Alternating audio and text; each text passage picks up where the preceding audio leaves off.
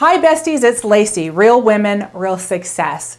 This is the second week in a 5-week series that I'm doing covering the 5 strengths that women are born with, that are innate within you, that are leadership skills that the world needs today. I've shared with you before that I became a published author in February of this book. It's an anthology written by me and 19 other women called Keys to Conscious Business Growth. It's an Amazon bestseller, and I wrote the 4th chapter that covers the 5 strengths that women are born with that the world needs today.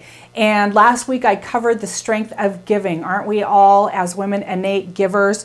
We're born as givers, as the child-rearing gender within our society, and we can leverage that to help ourselves reach higher levels of success. This week, the second week, is devoted to emoting. And this is one of my favorites because it's sort of counterintuitive.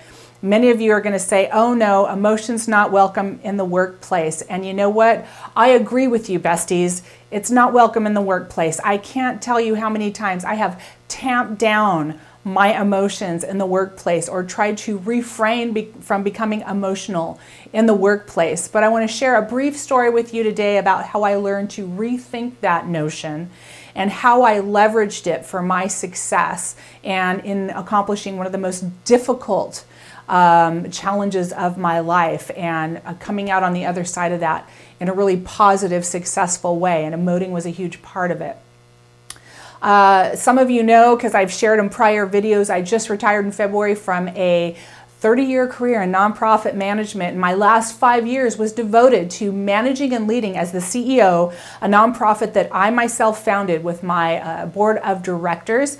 And it was a tough road to hoe. It was really hard to get it up and running, and it was hard to make it successful, but I did it. And I can definitely lay my success to these 5 strengths that I'm talking to you about in this 5-week series, straight out of this book here.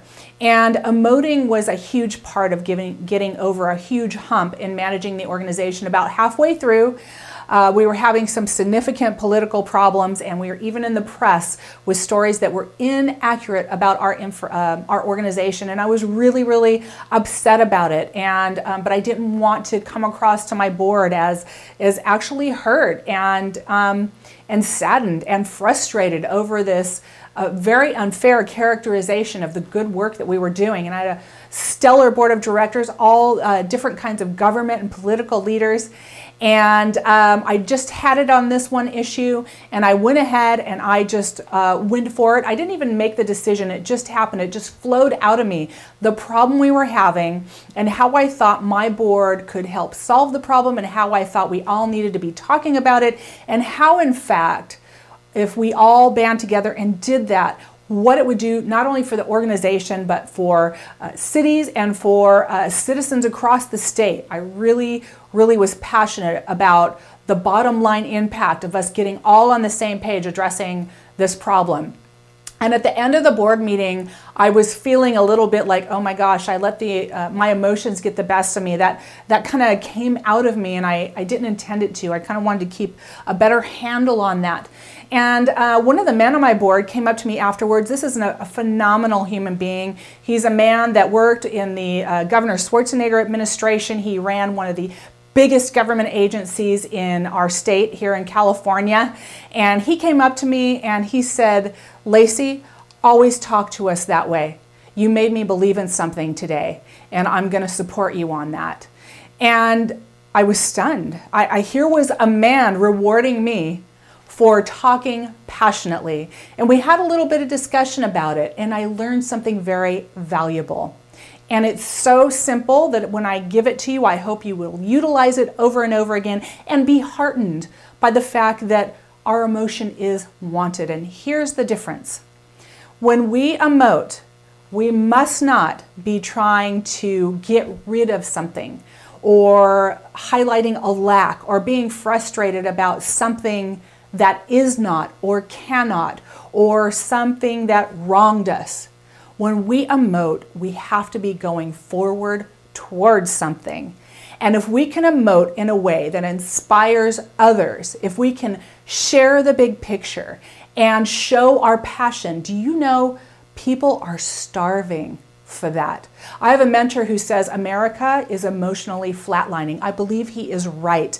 I believe that people are starved for deeper meaning around us. I believe they are starved for someone to passionately connect what we do every day to the bigger picture, to the mission of the organization, to a higher aspiration.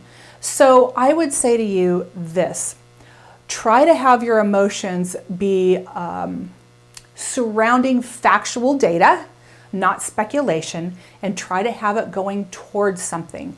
Because if you can sit around a table with a group of people and inspire them by showing them, it doesn't mean you can't show them what's wrong around you, but maybe you're going to show them also not what is wrong, but how to respond to it in a way where you can all band together with passion about the forward momentum and connect it to an outcome. And I think you'll find that people see you as a leader. It certainly was instrumental in everything I did from that point on. I learned so much from that one interaction that I completely revamped the way I emoted. I even deliberately emoted with my staff, with other people. And when I finally left my job, I had the biggest compliment from one of my female committee chairs. She said, "People are drawn to you because you help them see the future." That's what that one comment did for me. Help people see the future, the better world, and emote about it. And people will be drawn to you because people are starved for deeper meaning and deeper leadership. So I hope that was helpful for you today. Next week, we're going to cover leveraging. That's a very, very important skill that you may not know you were born with, but can absolutely drive you to success in concert with the other 4 strengths. Please leave a comment or a question down below. I'd love to hear from you. And if you're not already part of my VIP Besties Club, please look for the link to sign up as you get these emails quicker and other free bonuses and trainings. And until next week, I want you to go out there and have a great week. And always remember, I'm your biggest fan.